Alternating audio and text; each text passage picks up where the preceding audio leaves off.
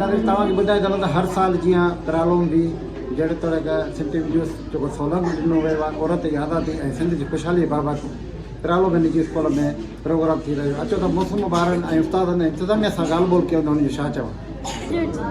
मुझे अॼु जी तकलीफ़ जो इन्वान आहे औरत जी आज़ादी ऐं सिंध जी ख़ुशहाली जॾहिं सदा मशहूरु आहे त हिकु मर्द पढ़ियो हिकु फ़र्द पढ़ियो हिकु औरत पढ़ी हिकु ख़ानदान पढ़ियो बाक़ी हिन हक़ीक़त का इनकार नथो करे सघिजे असांजे नाम नहाद रोशन कया तब्दील औरत जी तालीम तरक़ी जाती शायदि उनखे ख़बर न हुई त अॼु जेकी हीअ नज़ारा काइमु कनि त कंहिं बि औरत जी तबियत हेठि रहिया। अस्सलाम वालेकुम।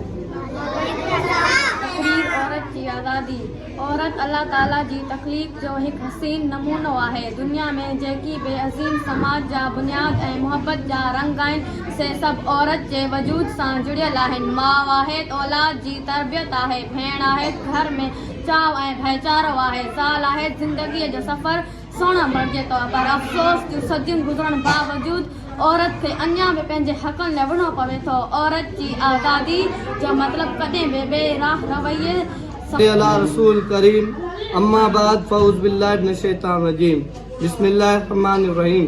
काल पुछो के रस्ते वींदे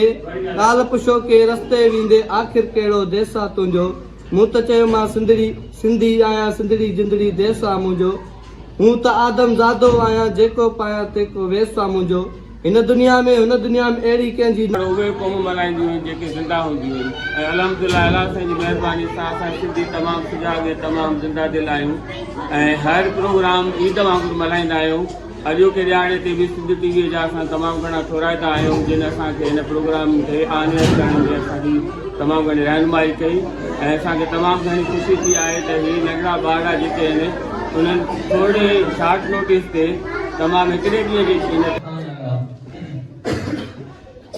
हाणे असां पंहिंजे ॾींहं जी शुरूआत कंदासीं। हार ही सभु सिंध जा हार पाण सां वधी वञे थो सिंधियुनि जो वक़ार।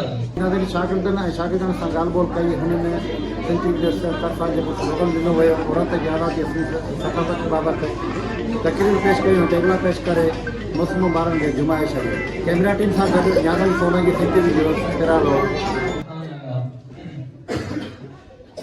हाणे असां पंहिंजे ॾींहं जी शुरूआत कंदासीं।